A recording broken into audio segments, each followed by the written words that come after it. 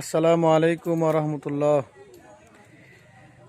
প্রত্যেকটা পুরুষের জন্য সবসময় দায়মুস সুন্নত 10টি। এক নম্বরে 2 সময় ছাড়া সবসময় মাথায় টুপি রাখা। 2 নাম্বার মাথার চুল 3 কিসিমের 1 কিসিম কাটা।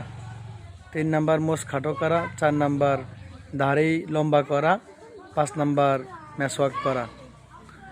6 নাম্বার হচ্ছে ঢিলাঢালা লম্বা জামা পরিধান করা।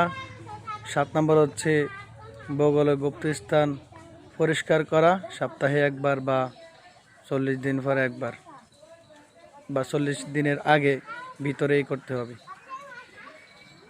8 নাম্বার হচ্ছে হাত পায়ের নখ কাটা। 9 নাম্বার হচ্ছে ঢিলা ব্যবহার করা। 10 নাম্বার হচ্ছে কুলু ব্যবহার করা।